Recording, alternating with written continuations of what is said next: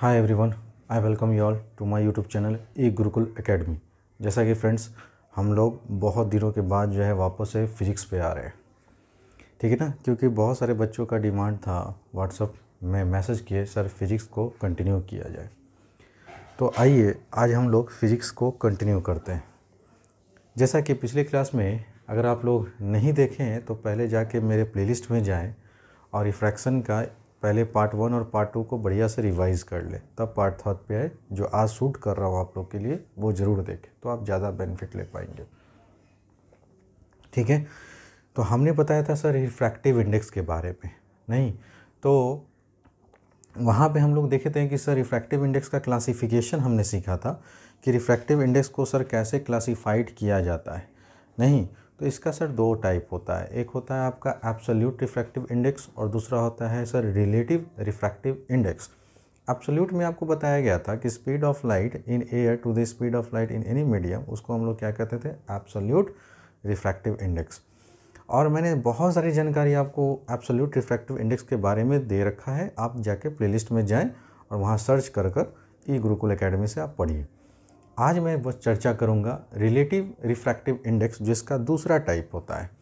तो आइए सबसे पहले मान लेते हैं कि एक मेरा मीडियम है 1 जो कि एयर है, और दूसरा मीडियम है मेरा ग्लास। एक लाइट रेस को मैं दिखा रहा हूँ आपको कि ये लाइट रेस आ रहा है AO, ठीक है ना। तो अब देखिए एयर जो होता है दोस्तों वो कैसा मीडियम होता है, तो आप बोलेंगे सर ये तो रेयर मीडियम होता है। और ये ग्लास जो होता है दोस्तों वो कैसा मीडियम होता है, तो आप बोलेंगे डेंसर मीडियम। अगर कोई लाइट रेस रेयर मीडियम से डेंसर मीडियम की तरफ आती है तो ये नॉर्मल की तरफ बेंड कर जाती है ना, ये पढ़ चुके थे। और कोई लाइट अगर डेंसर मीडियम से रेयर मीडियम की तरफ जाती है तो वो नॉर्मल से अवे बेंड करती है। तो आप ये बताइए, ये मेरा हो गया एंगल ऑफ इंसिडेंस और ये हो गया मेरा एंगल ऑफ रिफ्रैक्शन। उम्मीद करता हूँ कि आपको ये बातें समझ में आ रहा होगा, ठीक है ना। थोड़ा सा मैं इसको ऐसे कर देता हूँ ताकि दोनों मीडियम को आप अच्छे से समझ सकें, ठीक है दोस्तों। ये रहा, हमें समझना है रिलेटिव रिफ्रैक्टिव इंडेक्स किसको कहते हैं। तो सबसे पहले हम लोग मान लिए, कंसिडर किए एक मटेरियल मीडियम 2 है जो surrounded by another material medium 1। तो ये मीडियम 2 है जो सराउंडेड है मीडियम 1 से, ठीक है। जैसा कि आप फिगर में देख पा रहे हैं, मान लीजिए कि लाइट जो हो रहा है वो मीडियम 1 से एयर से आ रहा है मीडियम 2 ग्लास में, ठीक है ना। Then the refractive index of medium 2। तो अब हम लोग ध्यान से देखिएगा, रिफ्रैक्टिव इंडेक्स की बात कर रहे हैं किसकी, मीडियम 2 की। पहले कौन आया, मीडियम 2 की। किसके रिस्पेक्ट में बात कर रहे हैं, मीडियम 1 के रिस्पेक्ट में। तो यही यहाँ लिखा गया है कि refractive index of medium 2 with respect to medium 1, इसी को हम लोग कहेंगे क्या, कौन सा भाई, रिलेटिव रिफ्रैक्टिव इंडेक्स। तो अभी भी कभी भी याद रखिएगा, अगर हम लोग रिफ्रैक्टिव इंडेक्स मीडियम 2 का कंपेयर करें किससे, मीडियम 1 से, तो यही दरअसल कहलाता है relative refractive index of medium 2। अब ये जो है ये नोटेशन है दोस्तों, ठीक है ना। अब इसी पे आपको फोकस करना है। अगर ये लड़का जो एक बार समझ गया कि आखिर ये क्या लिखा हुआ है, तो n रिप्रेजेंट कर रहा है आपको रिफ्रैक्टिव इंडेक्स को, है ना। क्योंकि हम बता चुके हैं कि रिफ्रैक्टिव इंडेक्स को या तो n से रिप्रेजेंट करते हैं या तो म्यू से रिप्रेजेंट करते हैं। तो दोनों में से जो आपको स्पेसिफिक सिंबल लगता है आप उससे रिप्रेजेंट कर सकते हैं। तो हम यहाँ N21 से रिप्रेजेंट कर रहे हैं। अब यहाँ पे बात हो रहा है सर, पहले जो लिखा गया है ना, हम पहले उसकी नाम लेंगे। तो यहाँ बोलेंगे क्या चीज़, रिलेटिव रिफ्रैक्टिव इंडेक्स किस मीडियम का, 2 का। किसके रिस्पेक्ट में, मीडियम 1 के रिस्पेक्ट में, ठीक है ना। तो ये लिखेंगे speed of light in medium 1 ऊपर में लिखाएगा, speed of light in medium 2 V2 में लिखाएगा। अब बात समझ रहे हैं, क्योंकि लाइट पहले ऊपर से आ रहा है तब ना मीडियम 2 में जा रहा है दोस्तों। तो पहले हम लोग V1 ऊपर लिखाएगा, V2 नीचे लिखाएगा। अब याद रखिए कि सर ये जो speed of light in medium 1 है, इसको हमने V1 से रिप्रेजेंट किया तो यहाँ V1 लिख दिए, और इसको हम लोग V2 से रिप्रेजेंट कर रहे हैं तो यहाँ से एक रिलेशन आया कि N21 बराबर क्या होता है, V1/V2, ठीक है।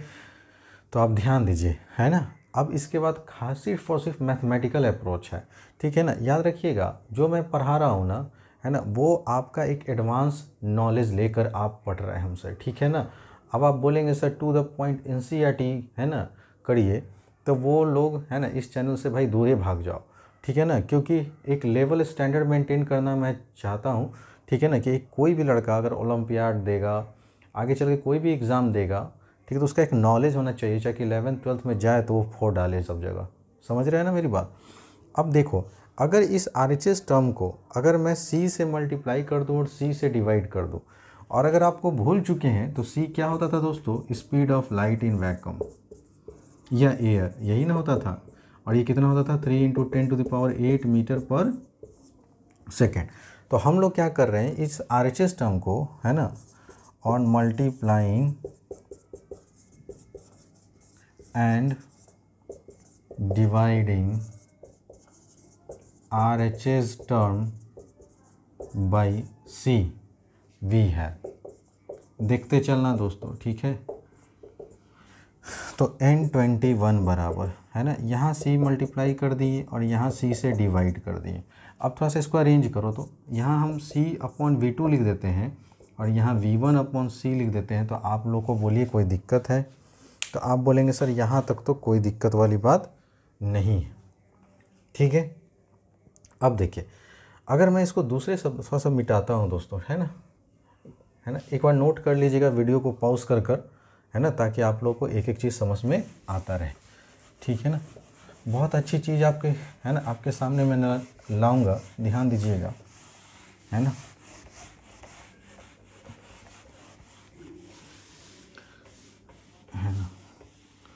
पढ़ो तो भाई मन से पढ़ो, ठीक है ना, और पढ़ाओ तो भी मन से पढ़ो, है ना। लेकिन थोड़े से यहाँ के लोग कम पढ़ाते हैं, जिसकी वजह से बच्चों का दिमाग विकसित नहीं हो पाता है और हायर क्लास में जाने के बाद उन्हें बहुत सारी प्रॉब्लम का सामना करना पड़ता है। ध्यान दीजिएगा, ठीक है दोस्तों, ये तो हो गया। हाँ, अब देखना ध्यान से, अगर मैं इसको और मॉडिफाई करूं तो कैसे लिख सकता हूं, क्यों लिख रहा हूं आपको समझ में आएगा, बस 2 मिनट रुक जाओ। ये हो गया C/V2 और यहाँ मैं लिखूँ इसे C/V1, ठीक है, ऐसे लिख सकता हूँ। तो आप बोलेंगे सर ऐसे लिखने में क्या प्रॉब्लम है? हम कहेंगे सर कोई प्रॉब्लम नहीं है।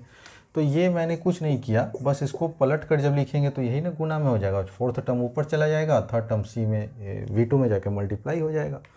ऐसा करने से फ़ायदा क्या हुआ? तो आप ये भी पढ़ चुके हैं, सिंस करके आप लोग लिखेंगे सर रिफ्रैक्टिव इंडेक्स बराबर होता है C/V, जो कि एब्सोल्यूट रिफ्रैक्टिव इंडेक्स है। क्या है दोस्तों? तो ये मीडियम 1 के लिए ले रहे हैं तो हम यहाँ N1 कर देंगे, और चूंकि यहाँ V1 है तो यहाँ पे V1 कर दीजिए। तो N1 बराबर आप लिख सकते हैं C/V1, और ये क्या है? एब्सोल्यूट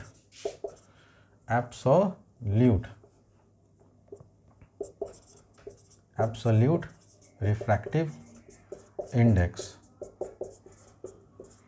ऑफ मीडियम 1,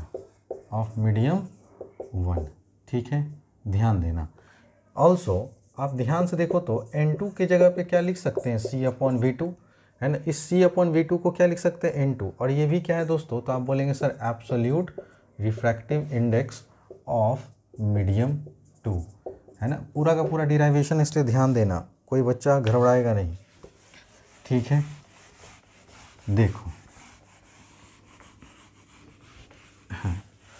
अब ये टर्म आ गया, तो अब हम क्या, देयरफॉर, है ना, इस टर्म को N21 को अब हम रिप्रेजेंट कर सकते हैं। C/V2 की जगह क्या डाल दो? N2, और C/V1 की जगह क्या डाल सकते हैं? N1।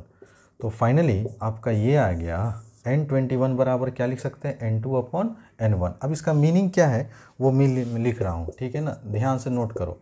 दस relative refractive index of medium 2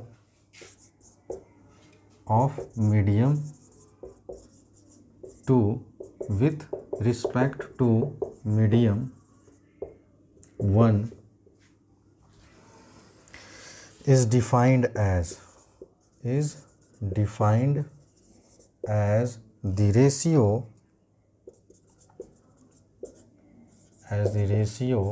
of absolute refractive index,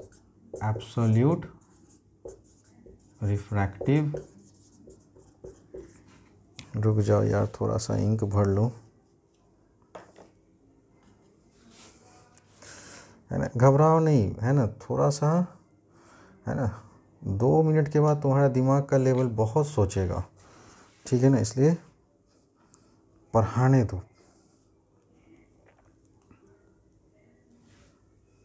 ठीक है। Thus relative refractive index of medium 2 with respect to medium 1 is defined as. अब हम लोग यहाँ से इसको डिफाइन कैसे कर रहे हैं, तो ratio of absolute refractive index of medium 2, absolute refractive index of medium 2 to the absolute refractive index of medium 1। ठीक है दोस्तों, है ना। तो यहाँ से आप लोग डिफाइन कर सकते हैं कि सर अगर हम लोग रिलेटिव रिफ्रैक्टिव इंडेक्स की बात करें तो अब हम लोग मीडियम 2 का विद रिस्पेक्ट टू मीडियम 1 कैसे डिफाइन कर सकते हैं। तो ये कुछ नहीं है सर, रिलेटिव रिफ्रैक्टिव इंडेक्स भी क्या है, एक रेशियो है। किसका रेशियो है, एब्सोल्यूट रिफ्रैक्टिव इंडेक्स का मीडियम 2 में to the absolute refractive index का मीडियम 1 में। ठीक है ना, यहाँ से ये प्रूफ कर कर हम आपको दिखा भी दिए कि सर रिलेटिव रिफ्रैक्टिव इंडेक्स क्या है, रेशियो है न्यूमरेटर अपॉन डिनोमिनेटर का। किसका रेशियो है, तो एब्सोल्यूट रिफ्रैक्टिव इंडेक्स का है मीडियम 2 में, किसके कंपैरिजन में, absolute refractive index of medium 1। समझ रहे हैं दोस्तों, है ना। तो यहाँ से अब आप लोग आगे बढ़िए और लिखते चलिए।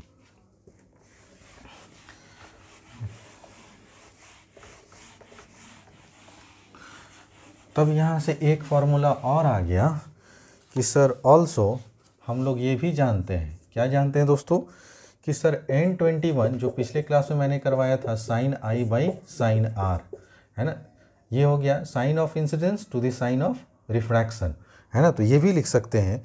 अब हम लोग जो है कंपेयर करेंगे इन दोनों टर्म को, किसको, इन दोनों टर्म को। तो अगर इसको अगर आप थर्ड कह दें, है ना, और इसको आप क्या कर दें, फोर्थ कर दें, तो on comparing equation third and fourth we get. आप कंपेयर करो, दोनों का LHS बराबर है सर N21 तो दोनों का RHS बराबर हो जाएगा। तो आप बोलेंगे बिल्कुल सर, तो sine i by sine r एक फार्मूला आ गया यहाँ से N2 अपॉन N1, ठीक है ना, जिसको आप स्टार कर लीजिए, है ना। कोई दिक्कत दोस्तों, आप बोलेंगे सर कोई दिक्कत नहीं। अब इसके बेसिस पे हम लोग बेंडिंग ऑफ लाइट पढ़ेंगे और कंप्लीट अच्छे से पढ़ेंगे, so please take your time.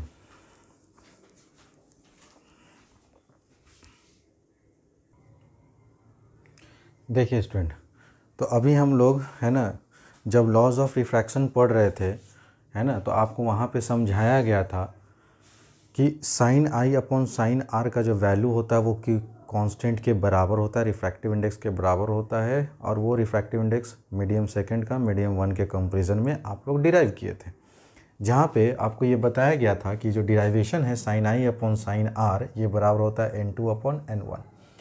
तो ये जो है हम लोग, है ना, रिफ्रैक्शन का सेकेंड लॉ को डिराइव कर लिए, है ना, किसकी मदद से, रिलेटिव रिफ्रैक्टिव इंडेक्स की मदद से, आप समझ रहे हैं ना, और एब्सोल्यूट रिफ्रैक्टिव इंडेक्स की मदद से। नाउ वी हैव ऑलरेडी, हम लोग प्रूफ कर चुके रिफ्रैक्शन का सेकेंड लॉ। तो ये जो sine i upon sine r है ये बराबर होता है N2 अपॉन N1 के, इसी को तो स्नेल्स लॉ कहते हैं।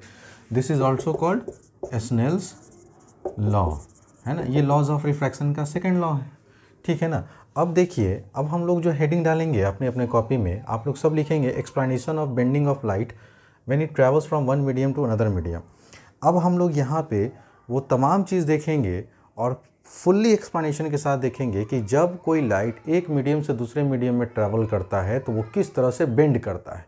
मैथमेटिकल प्रूफ हम लोग करने वाले हैं और प्रूफ के साथ देखे थे। इससे पहले तो हम लोग अर्लियर क्या देखे कि सर रेयर मीडियम से लाइट अगर डेंसर मीडियम की तरफ आता है तो बेंड कर जाता है टुवर्ड्स द नॉर्मल, लेकिन क्यों करता है ये नहीं सीखे थे, ठीक है ना।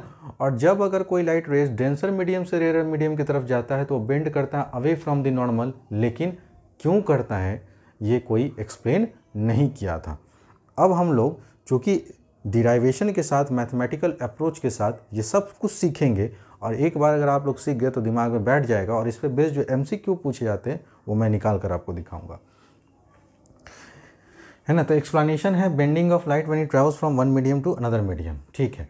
पहला कंडीशन केस 1 ले रहा हूँ दोस्तों, when light goes from rarer medium to denser medium, जो कि ये केस है। तो एयर आपका रेयर मीडियम होता है और ग्लास आपका डेंसर मीडियम होता है। तो जब लाइट रेज रेयर मीडियम से डेंसर मीडियम की तरफ आएगा ना, तो क्या होगा क्या नहीं होगा, एक एक करके मैं एक्सप्लेन कर रहा हूँ, ध्यान दीजिएगा। सब लोग ज़रूर नोट्स बनाइए, ठीक है ना। When light goes from rarer medium to rarer medium, मान लेते हैं कि सर इस रेयर मीडियम का रिफ्रैक्टिव इंडेक्स जो है वो हमारा N1 है ना, और इसका जो है डेंसर मीडियम का रिफ्रैक्टिव इंडेक्स हमने मान लिया N2 है, ठीक है। और हमने ये कह दिया कि सर डेंसर मीडियम का जाहिर सी बात है रिफ्रैक्टिव इंडेक्स ज़्यादा होगा as compare to the rarer medium, तो हमने यहाँ कंडीशन ले लिया कि N2 भाई ग्रेटर है N1 से, ठीक है। आगे बढ़ो, तो अकॉर्डिंग टू स्नेल्स लॉ अभी आपने डिराइव किया क्या, sine i upon sine r बराबर होता है सर N2 अपॉन N1, जबकि ये क्या है रिफ्रैक्टिव इंडेक्स है मीडियम 2 का, ये क्या है रिफ्रैक्टिव इंडेक्स है मीडियम 1 का। तो चूंकि N2 क्या है ग्रेटर है N1 से, तो ओवरऑल जब N2 ग्रेटर है N1 से, तो हम इसको क्या कह सकते हैं सर कि एब्सोल्यूट रिफ्रैक्टिव इंडेक्स जो पढ़े थे कि ऑलवेज ग्रेटर देन 1 होता है। अरे भाई तुम देखो ध्यान से, N2 अपॉन N1 क्या बोल रहे हो, ग्रेटर देन 1 बोल रहे हो, तो ये डिवाइड में जब उधर जाएगा तो मल्टीप्लाई होगा, तो N2 ग्रेटर देन क्या जाएगा N1 के, ठीक है ना।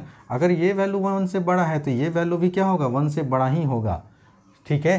तो हम कह सकते हैं सर कि sine i upon sine r जो है, इन यहाँ पे देखो अगर ये N2 अपॉन N1 1 से बड़ा वैल्यू आएगा तो sine i upon sine r, तो ये डिवाइड में है जब 1 से मल्टीप्लाई होगा। अगर नहीं समझ में आता है तो यहाँ देखो sine i upon sine r greater than 1, थोड़ा सा पेशेंस रखो सब समझ में आएगा। साइन आई ये इधर डिवाइड में इधर मल्टीप्लाई होगा कि नहीं होगा, तो ये कंडीशन आया आपका जो मैंने यहाँ लिखा है ना। तो sine of incidence always greater होता है किससे, साइन ऑफ रिफ्रैक्शन से। समझ रहे हैं दोस्तों, दोनों तरफ साइन है कि नहीं है, तो आप बोलेंगे हाँ sir.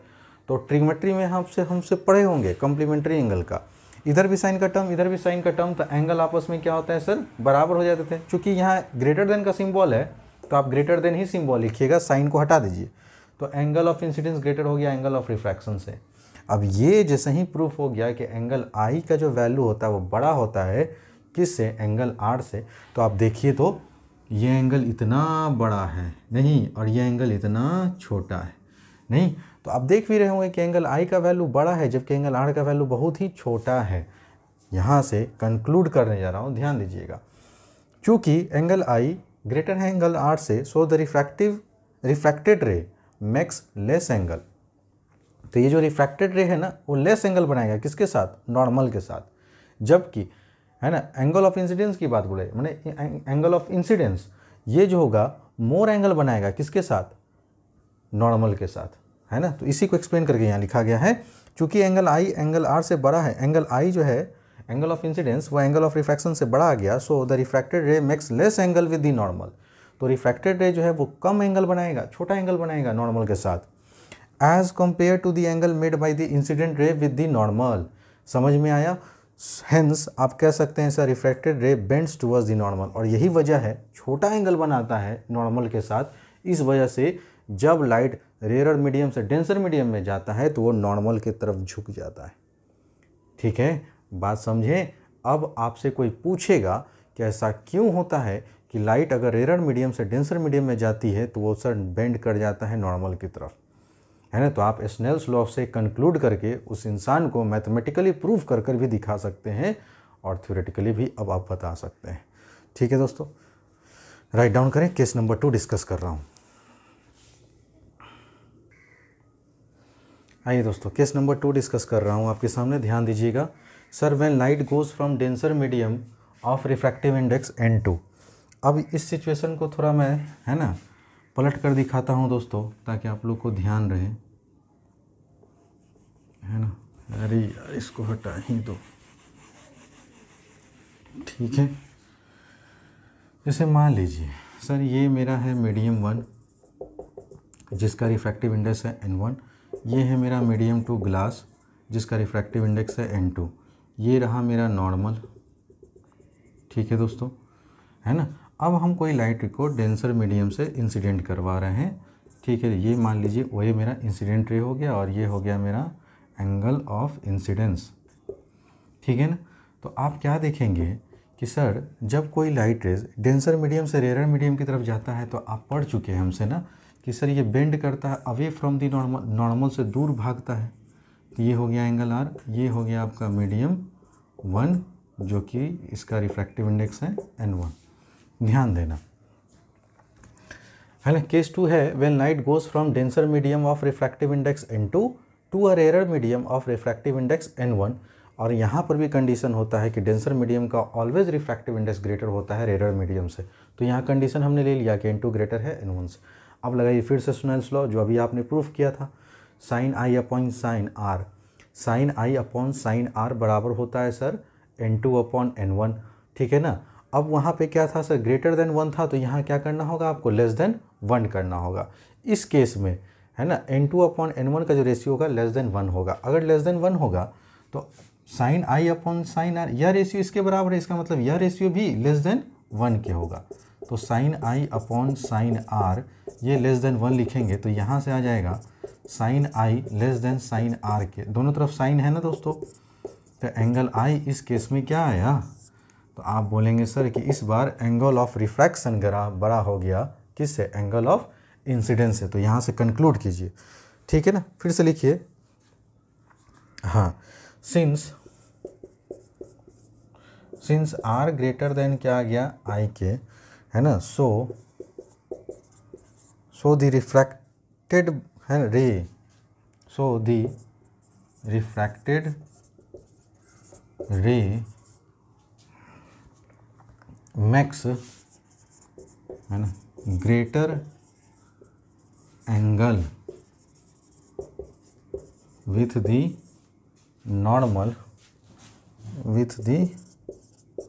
Normal as compared to the incidence angles as compared to the angle made by the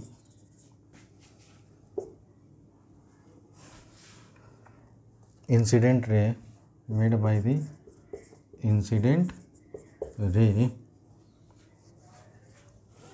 with the normal, तो हेंस यहाँ से आप कह सकते हैं कि रिफ्रैक्टेड रे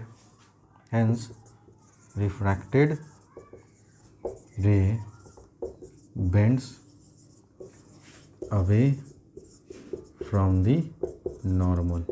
और यही कारण है दोस्तों, है ना, कि रिफ्रैक्टेड रे जो होता है बेंड करता है अवे फ्रॉम द नॉर्मल। यही है ना आपका नॉर्मल एन डैश, है ना। तो ये नॉर्मल से देखिए, है ना, यहाँ से आपका कंक्लूड हो गया कि एंगल आर जो होता है ना सर, वो एंगल आई से बड़ा होता है। तो आप देखिए कि ये जो एंगल आर है ये कितना बड़ा है, किसके कंपैरिजन में, एंगल ऑफ इंसिडेंस। तो एंगल ऑफ रिफ्रैक्शन जो कि रिफ्रैक्टेड रे और नॉर्मल रे के बीच में जो एंगल बनता है ना, वो इस केस में बड़ा बनता है as compare to the angle of incidence, जो कि इंसिडेंट रे और नॉर्मल रे के जो बीच में एंगल बन रहा है उसको एंगल ऑफ इंसिडेंस कहते थे, वो छोटा बनता है ना। और एंगल ऑफ रिफ्रैक्शन वो बड़ा बनता है, जिसकी वजह से जब कोई भी लाइट रेस को आप डेंसर मीडियम से रेयर मीडियम की तरफ ले जाते हैं तो ये बेंड करता है, दूर भागता है, नॉर्मल से दूर भागेगा, bend away from the normal, क्योंकि एंगल बड़ा तो भाई डेविएशन बड़ा। बात समझ रहे हैं ना। So please take your time. इसके बाद मैं केस 3 डिस्कस करूँगा। आइए स्टूडेंट, अब हम लोग केस नंबर 3 डिस्कस कर रहे हैं, ध्यान दीजिएगा, है ना। केस नंबर 3 में कहता है कि when incident light falls perpendicular to the interface separating two media, जिसका रिफ्रैक्टिव इंडेक्स है N1 और N2। ठीक है सर। तो मान लेते हैं कि इस तरह से मेरा एक, है ना, रेक्टेंगुलर स्लैब है। यहाँ पे मान लेते रिफ्रैक्टिव इंडेक्स N1 है, जबकि इस रेक्टेंगुलर स्लैब का रिफ्रैक्टिव इंडेक्स N2 है। अब कहा जा रहा है कि अगर कोई लाइट रेस परपेंडिकुलरली गिर रहा है, नहीं, व्हेन इंसिडेंट लाइट, कोई अगर incident light falls perpendicular to the interface separating two media, नहीं, तो अभी जो मेरा इंटरफेस है दोस्तों वो मान लेते हैं AB है। AB इंटरफेस जो है वो N1 और N2 दो अलग अलग रिफ्रैक्टिव इंडेक्स के मीडिया को सेपरेट कर रहा है, ठीक है ना। तो मीडियम का प्लूरल होता है दोस्तों मीडिया। मीडिया मतलब एक, सिंगुलर, मीडिया मतलब दो, ठीक है। तो क्या होगा सर, तो इस केस में देखेंगे, है ना, कि सर घटना क्या घटने वाली है, अगर कोई लाइट जो होगा वो अगर परपेंडिकुलरली इंसिडेंट कर रहा है दो रिफ्रैक्टिव इंडेक्स ऑफ अलग अलग मीडियम का, तो क्या होगा, यही ना देखना है आपको। तो आइए लगाइए तो दोस्तों, अकॉर्डिंग टू स्नेल्स लॉ, है ना, समझ में आ रहा है दोस्तों क्यों मैं ऐसा पढ़ा रहा हूँ। अरे लोग को नॉलेज या तो नहीं है या तो लोग पढ़ाना नहीं चाहता है ढंग से, है ना। तो बच्चों को रटवाने की आदत शुरू से ABCD रटवाया गया, क ख ग रटवाया गया, है ना, फिर A+B का होल स्क्वायर रटवाया गया, थोड़ा बड़े हुए तो AQ+BQ का रटवाया गया, ज़िंदगी भर तो हम लोग रटते ही आए, लेकिन कभी उसके पीछे तर्क वितर्क नहीं किए, कभी सोचे नहीं कि ऐसा क्यों होता है। अब मैं अगर एक्सप्लेन कर रहा हूँ आपको तो अब आपको सब समझ में आ रहा होगा, ठीक है ना। अब ये तीसरा केस है कि परपेंडिकुलरली अगर कोई लाइट रे फॉल्स करता है किसी भी मीडियम में, नहीं इंटरफेस पे, तो क्या होगा, ठीक है। तो sir sine I upon sine R ये होता है N2 अपॉन N1, ठीक है, ध्यान देना दोस्तों। अब अगर मैं बोलूँ, ठीक है, यहाँ से आप क्या कीजिए, इस साइन I का वैल्यू निकालिए, ठीक है। तो अगर आप साइन I का वैल्यू निकालेंगे तो पहले क्रॉस मल्टीप्लाई कर दो, तो साइन I इंटू का N1 और इंटू का साइन R, ठीक है दोस्तों, बोलिए कोई दिक्कत। तो आप बोलेंगे सर यहाँ तो हमारे पास अभी फ़िलहाल कोई दिक्कत नहीं है। अब यहाँ से मैं चाहता हूँ कि सर साइन I का वैल्यू निकालो, ठीक है ना। तो आप साइन R का वैल्यू निकालना चाहेंगे ना, यहाँ से यहाँ साइन R का वैल्यू निकाल लो, ये आ जाएगा sir sine I into N1 upon में आ जाएगा N2। आप बताओ एंगल ऑफ इंसिडेंस इस केस में कितना डिग्री का है, तो आप बोलेंगे सर 90 डिग्री का है, ठीक है। तो अब यहाँ पुट करो, तो साइन I की जगह कितना पुट करोगे, 90 डिग्री इंटू का N1 अपॉन में आ जाएगा N2। अब जो लड़का हमसे ट्रिग्नोमेट्री पढ़ चुका है उसको बहुत अच्छे से मालूम होगा कि साइन 90 का वैल्यू कितना होता है दोस्तों, तो आप बोलेंगे सर 0, ठीक है।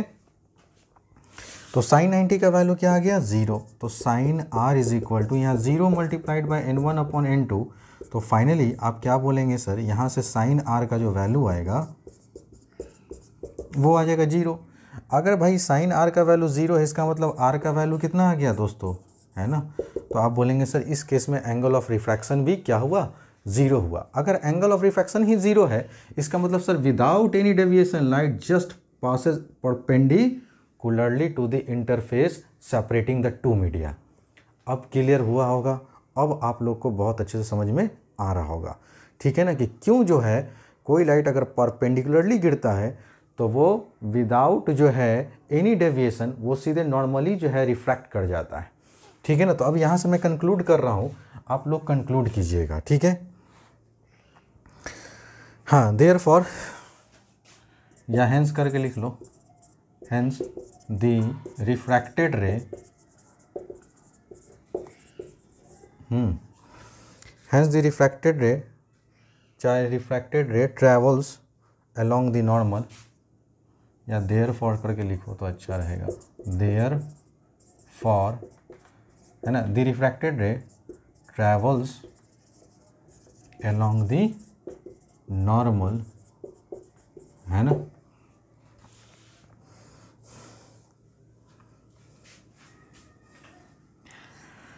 hence there is no bending of light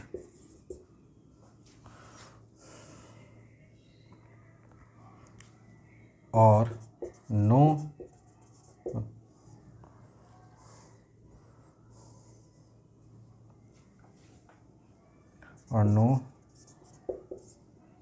refraction of light occurs, ठीक है।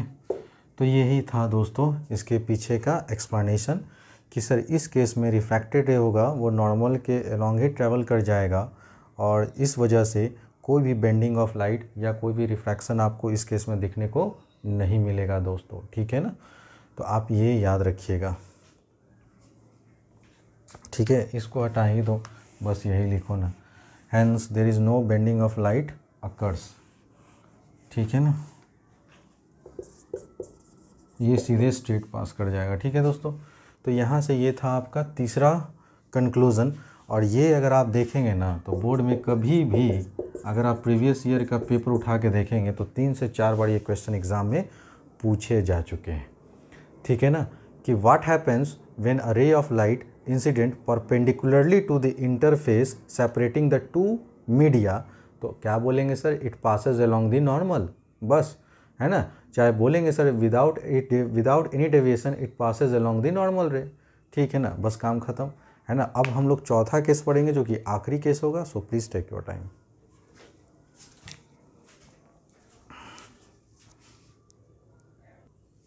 आइए स्टूडेंट, है ना, अब हम लोग केस नंबर 4 डिस्कस कर रहे हैं।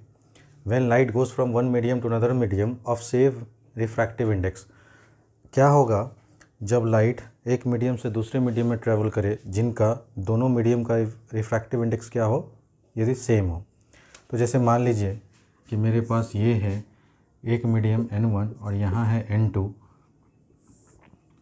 और इस तरह से अगर हमने नॉर्मल खींचा दोस्तों तो ये मेरा हो गया एंगल I, ठीक है ना। और यहाँ पे दोनों का दोनों हेयर, है ना, n1 इज इक्वल टू क्या है, n2 के ऑलरेडी क्वेश्चन में दिया हुआ है। तो इस केस में क्या होगा, तो अगर हम लोग यहाँ पे स्नेल्स लॉ लगाएं अकॉर्डिंग टू स्नेल्स लॉ, तो यहाँ से आप बोलेंगे sir sine I upon sine R ये बराबर होगा n2 अपॉन n1 के, क्रॉस मल्टीप्लाई कर दीजिए तो साइन I इंटू n1 ये बराबर हो जाएगा n2 इंटू साइन R, होगा कि नहीं होगा, आप बोलेंगे बिल्कुल सर। और n1 से n2 काट सकते हैं, क्यों, क्योंकि मेरे पास था सिंस n1 किसके बराबर है, n2 के बराबर है, तो दोनों कैंसिल हो जाएगा। और फाइनली यहाँ से आया साइन I बाई बराबर साइन R के।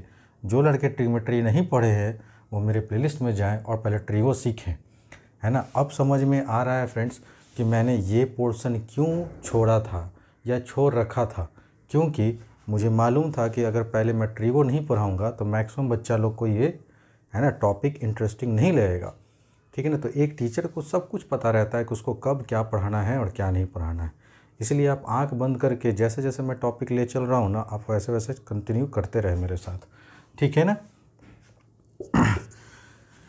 Sign I is equal to sine R है, तो यहाँ पे देख रहे हैं सर दोनों तरफ साइन का वैल्यू सेम है, तो बताओ I बराबर R होगा। तो इस केस में सर, है ना, आ गया कि एंगल ऑफ इंसिडेंस किसके बराबर आ गया, एंगल ऑफ रिफ्रैक्शन के। इसका मतलब कि सर ये कोई डेविएशन नहीं करेगा, ठीक है ना।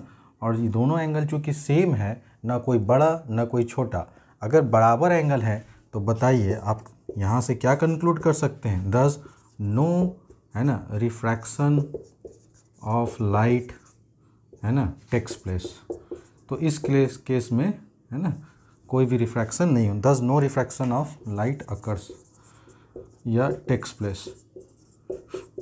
माने अब आपको समझ में आ गया होगा कि सर, है ना, क्यों जो होता है लाइट रेज जब रेयर से डेंसर जाता है तो बेंड करता है टुवर्ड्स द नॉर्मल, जब डेंसर से टू रेयर जाता है तो बेंड करता है अवे फ्रॉम द नॉर्मल, और जब लाइट परपेंडिकुलरली इंसिडेंट करता है तो without any deviation it just passes along the incident ray direction, है ना। और चौथा केस आज आपने पढ़ा कि sir if the refractive index of, है ना, same, if the refractive index of two medium is same then in this case, है ना, नो रिफ्रैक्शंस टेक्स प्लेस। ऐसे केसेस में सर आपको रिफ्रैक्शन ऑफ लाइट की घटना देखने को नहीं मिलेगा, ठीक है ना। क्यों, क्योंकि एंगल ऑफ इंसिडेंस और एंगल ऑफ रिफ्रैक्शन दोनों सेम ही एंगल है ना। समझ में आया। तो डेविएशन तो तब होता है दोस्तों जब वो एंगल बड़ा या छोटा होता है। 90 डिग्री पे तो आपने देख ही लिया कि सर वो इंसिडेंट रे के डायरेक्शन में चला जाता है, और जब दोनों इक्वल सेम आ जाए ना, जैसे मान लो कि कोई लड़का है ना, दो सेम मीडियम ले रहा है, एयर और एयर का ही ले रहा है, तो उस केस में तुम देखोगे अगर दोनों एयर का रिफ्रैक्टिव इंडेक्स की वैल्यू सेम है तो इस केस में सर रिफ्रैक्शन आपको कभी भी जीवन में देखने को नहीं मिलेगा। तो ये था मेरे पढ़ाने का तौर तरीका दोस्तों, ठीक है ना। तो जितने भी हमारे 10th के बच्चे हैं, है ना, जो हमसे जुड़े हुए हैं, जो हमसे नहीं जुड़े हुए हैं और जुड़ना चाहते तो वो चैनल को सब्सक्राइब कर लें। बाकी दोस्तों लाइक करें या ना करें ये जिम्मेदारी मैंने आप पे दे रखी है, छोड़ रखी है। आपका मन करेगा आप लाइक करेंगे, ठीक है ना, आपका मन नहीं करेगा आप लाइक नहीं करिए, कोई प्रॉब्लम नहीं है, लेकिन पढ़ो। मार्केट में टीचर लोग की बहुत कमी है।